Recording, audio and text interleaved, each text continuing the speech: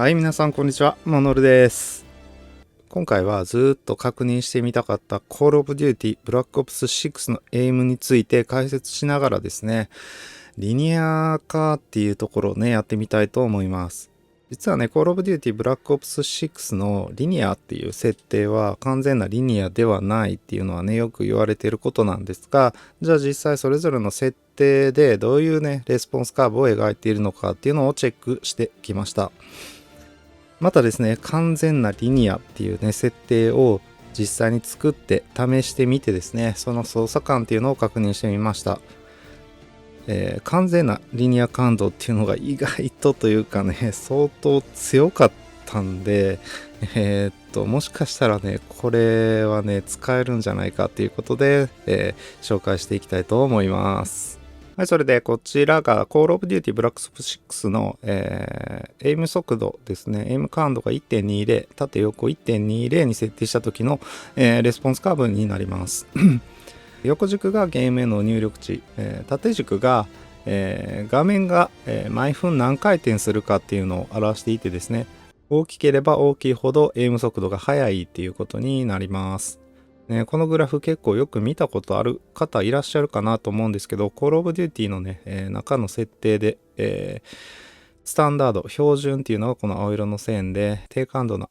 グラフになっていると思います。で、一番競技シーンなんかでも人気があるのがダイナミックっていう設定ですね。倒し始めのところの感度が高くて、で、そこから急激に感度が遅くなっていくっていう、こういう曲線で、実はね、このスタンダードとリニアどちらと比べてもですね、感度を上げていくと直線に近くなっているのはダイナミックっていうことですね。リニアっていう設定もあるんですが、こちらについてもですね、かなり曲線上で全然ね、直線にはなってないってことがわかります。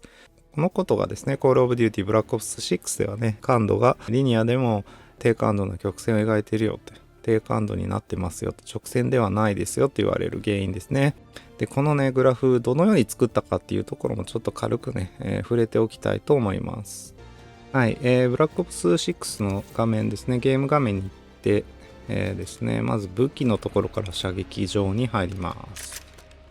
はい、で射撃場に来たらですね、一応武器をこのハンドガンに切り替えて、で、設定をします。計測したいレスポンスカーブの設定に変更していきますね。一旦ダイナミックの傾斜値を1.0 にしてみます。はい。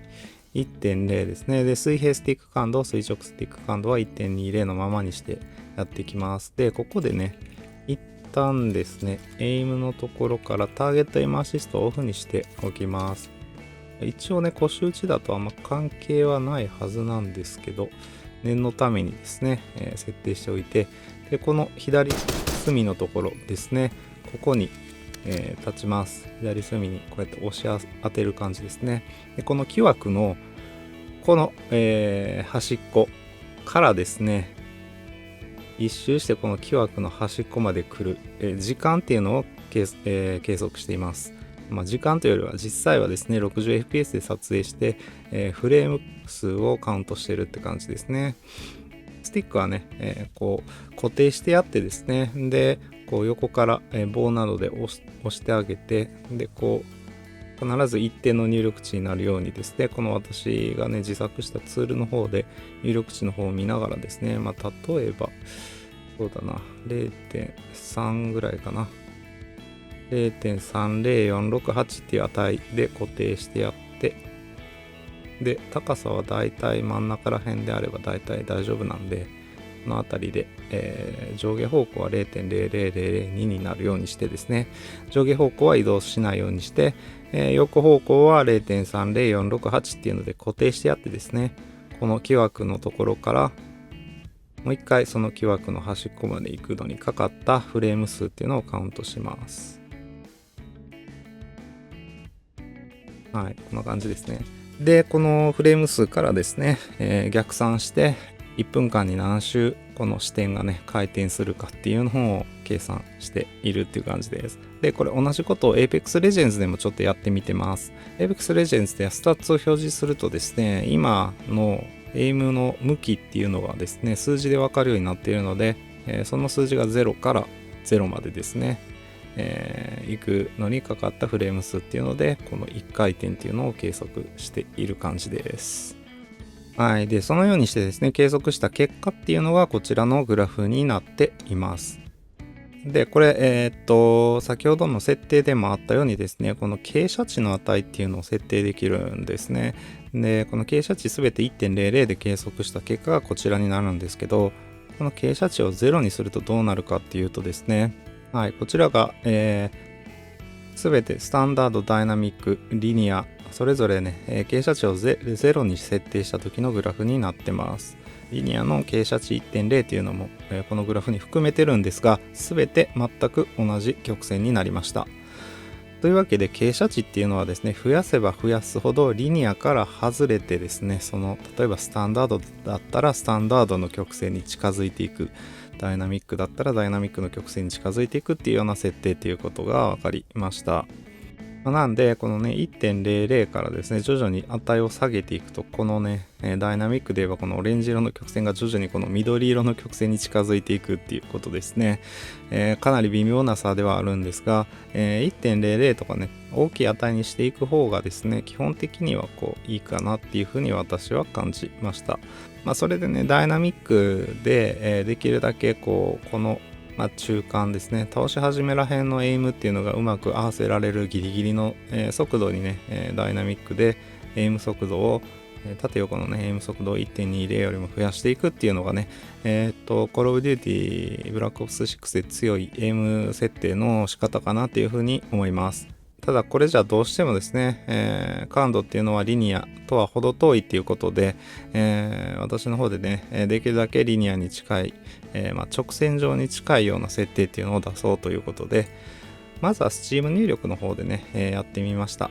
リニアの方を使って Steam 入力の、カスタム感度カーブを303っていう設定にしたものがこの水色のカーブになります。どうしても、リニアの値を使ってもですね、かなりこのね、中立浮きが低感度っていう風になってしまいます。これ以上ね、Steam 入力の設定を上げていくと、今度はこっち側がですね、倒し切るところら辺が感度が高くなりすぎるっていうところで、うまくですね、Steam 入力の設定では、感度をね、直線上にすることっていうのは難しかったです。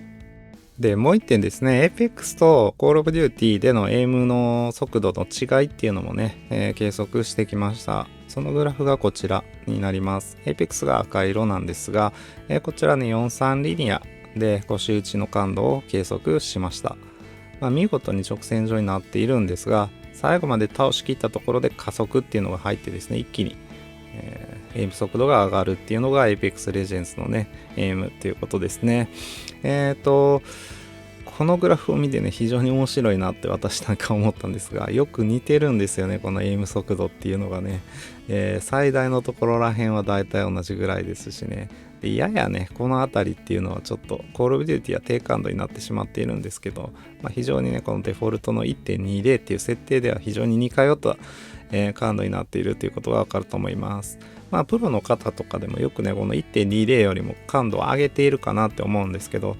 それはね、ここの、低感度差っていうのを補うために上げていたりするのかなっていうふうに思います。Apex Legends はバトロワですし、Call of Duty はね、タイムトゥーキルがかなり短いゲームということで、もう少しね、この Apex の感度よりも高くしてね、感度をちょっと高めにしてあげるっていうのがね、いいのかなっていうふうには思いますね。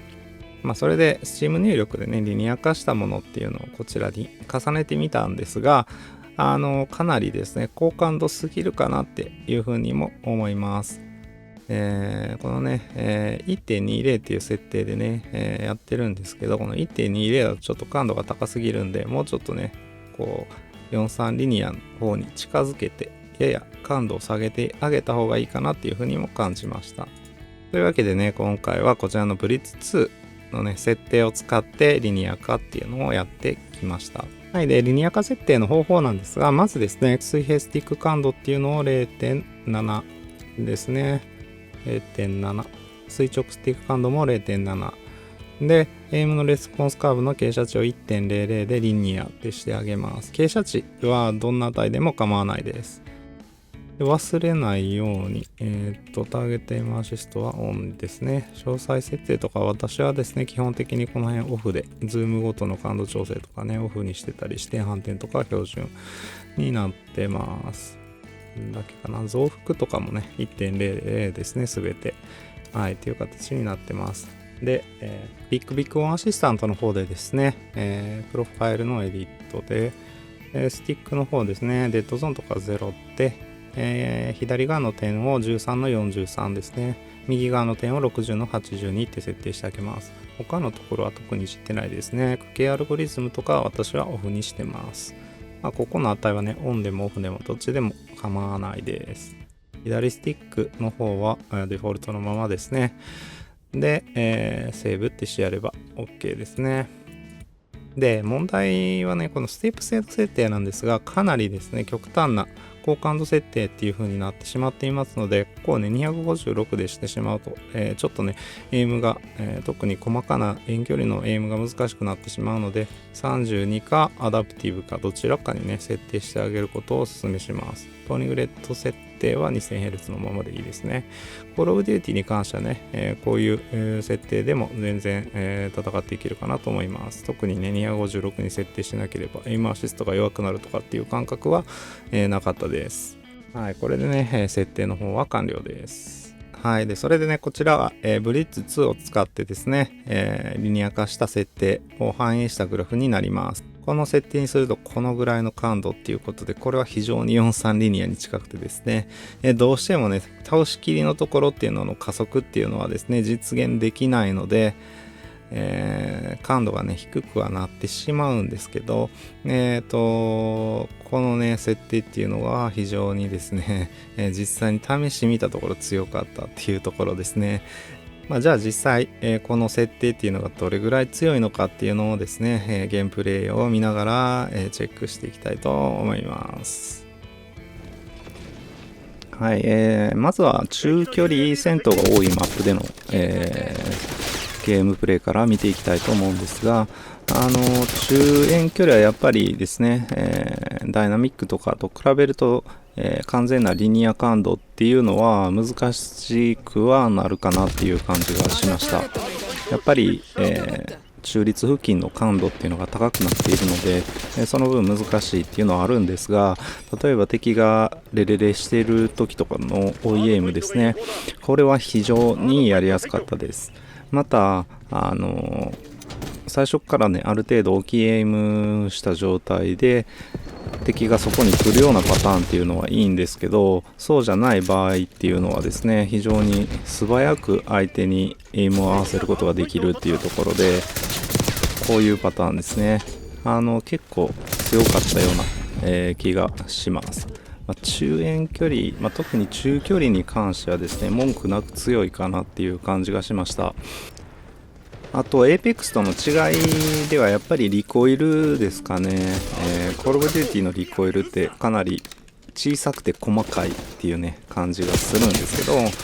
Apex はもっとね、リコイルが大きいので、その点やっぱリニア感度、完全なリニア感度に利があるんですが、Call of Duty はそこまで大きなリコイルがないので、中立付近の感度高くしなくてもいいっていうね、そういう側面は結構あるかなと思います。なので、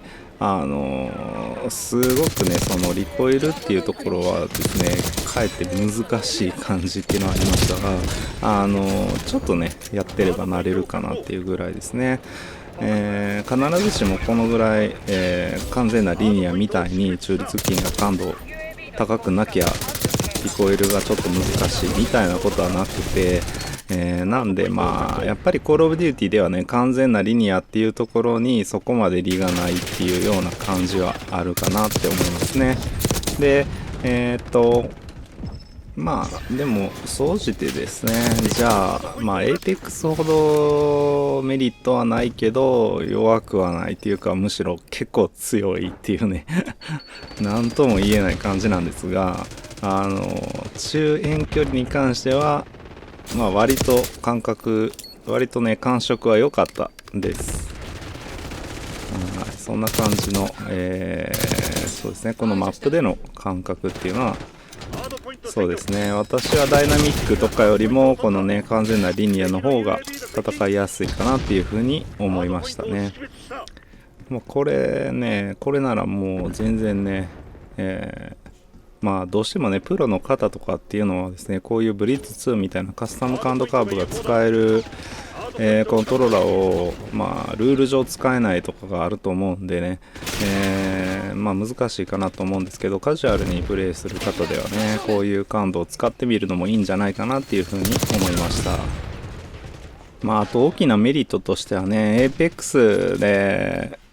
エイム練習っていうのはやっぱり 1v1 をするR5 リローデッドとかですね、そういうまああとはミックステップとかでやる感じになると思うんですけど、コールオブデューティーだとですね、もう常に戦闘をしまくれるっていうね、こういうのがあってですね、エイム練習にはマジでいいっすね、これは。はい。コールオブデューティーを遊んでいるだけで APEX のエイム練習にもなるっていうところですね。普通に感覚はもうね APEX をプレイしてる時とあんま変わらなかったんで、これは普通にエイム練習になるんじゃないかなと思います。まあ、どっちがねメインのゲームかっていうのにもよるんですけど、私はやっぱ基本は APEX の方のメインで遊んでいるっていうところがあるので、コールオブデューティーでね、感度が変わらないっていうメリットは非常にあったかなっていう感じですね。はい。で続いて、近距離戦闘がメインのマップでのね、ゲームプレイっていうのを見ていただきたいと思うんですが、このぐらいの中近距離っていうね戦闘は全く問題なくエイムできました。ただですね、問題は至近距離での戦闘なんですね。ここでもね、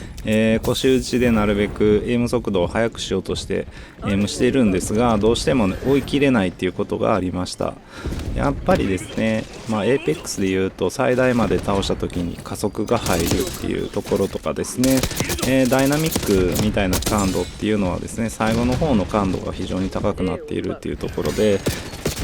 エイム速度の一番速いところっていうのがね、どうしてもこの完全なリニア感度は結構低いです。なので追い切れないっていうことが多々ありました。今このね、設定っていうのは APEX の43リニアに完全に合わせた設定になってるんですが、これだとちょっとねやっぱり感度は低いかなっていうふうには思います。 APEX はねバトロワで、結構低感度めな設定で、やる方がね、タイムトゥーキルも長いのでいいっていうねことがあるんですが、コールオブデューティーはやっぱりタイムトゥーキルが短いゲームで、まあ、戦闘もね結構多くてですね、至近距離での戦闘が多くなるっていうことで、感度はちょっと高めに設定する方がやっぱり合ってるのかなって思います。なんでね、今43リニアに合わせた、設定にしてますけど、そのためにね、水平感度と垂直感度を 0.7 っていう風に設定しているんですが、あれをもうちょっとね、0.8 とか 0.9 とかですね、まあ自分が中遠距離エイムできるギリギリの、感度にちょっと高くしてあげるっていうね、そういうことをやった方がいいかもしれないです。完全な至近距離での素早い動きに追えないっていうところさえ目をつぶればね、この43リニアと同じ、感度っていうのは非常に強いかなって思ったんですが、どうしても至近距離でのエイムっていうところは難しさを感じたっていうのが正直なところですね。まあそこをねやっぱり考えるとですね、本当に、まあ戦闘力だけっていうところを追い求めていくんであれば、ダイナミックがやっぱりベストの選択肢なんだろうなっていうふうに、改めてね、感じたところではあります。まあ、なので、中距離ぐらいですかねはもう本当に強い感度だなって思うんですが、至近距離に関してはダイナミックと比べると弱いっていうねところがあると思います。そういう向き不向きのある感度っていうところはね、あるかなって思うんですけど、非常にね使ってて強いとは思うので、これに慣れていけばですね非常に強くなれるんじゃないかなっていうふうに思いました。かなりね至近距離で完全に敵と密着するような距離にならなければ強いんで、そこをねどういう風に考えるかですね。結局ダイナミックでもね至近距離になると結構ね当てるの難しかったりするので、なるべく、うまく立ち回って、至近距離での戦闘を避けるとかですね、そういう工夫は必要になってくるかなと思います。ちょっとねここまで、客観的にこの感度っていうのを、こうだよっていうことをお伝えしてきたんですが、個人的にね触ってた感覚っていうところをね、ぜひお伝えしたいなと思うんですけど、めちゃめちゃねこの完全なリニア感度っていうのはやっぱプレイフィールがめっちゃいいんですよね。なんて言うんでしょう、こう指が画面ともう完全に連動してるような感覚っていうんですかね、徐々に、最初の頃ね慣れるまでは若干違和感っていうかね、変な感じあったんですけど、ちょっとずつ慣れてくるとですね、もう思い通りに画面が動くような感じ、ゲーム操作ができるような感じっていうのがあって、めっちゃ楽しかったんですよね。もっと、ゲームをこうプレイしたくなるような感覚っていうのはあってですね、これは本当におすすめだったなって思います。はい、以上ですね。今回は Call of Duty Black Ops 6のエイム設定とですね、完全なリニアの設定っていうのを作って試してみたっていうね動画になりますが、いかがだったでしょうか。どうしてもですねこのリニア化設定を出すときにかなりですね手間が普段のリニア化よりもねだいぶ手間がかかるっていうことでですね、ちょっとねこちらのブリッツ2での設定しか出せなかったんですが、よかったらねブリッツ2をお持ちの方はね今回ご紹介したリニア設定っていうのをね使ってみてほしいなと思います。かなり強かったですね正直。ダイナミックで感度をちょっとあえて上げてですね、低感度な部分っていうのを消してあげるっていうね、設定がやっぱりですね、プロの方も使われてるような設定で非常に強いかなと思います。あえてね、リニア設定っていうのを使う必要はね、そこまでないかなっていうふうに思うのでですね、ダイナミックでちゃんと感度が、十分高いものを使ってあげれば、Call of Duty Black Ops 6ではね、戦っていけるんじゃないかなっていうのが、正直な感想ですね。ただ、どうしても Apex Legends もプレイしていて、で、Call of Duty もプレイするってなった時にですね、感度が違うとですね、結構、ゲームを変えた時に違和感というかですね、ちょっと若干ね、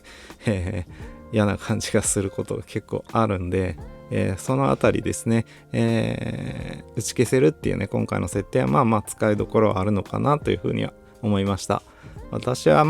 Call of Duty は一旦この設定でこのブリッツ2でね、遊ぶっていうのがいいかなと思ってね、それでやっていこうかなと思っています。はいでね、今回はちょっと簡単な動画になりましたが、参考になったよって思った方はですね、ぜひ高評価とチャンネル登録の方よろしくお願いいたします。はい、以上、モノルでした。ご視聴ありがとうございました。また次回の動画でお会いしましょう。バイバイ。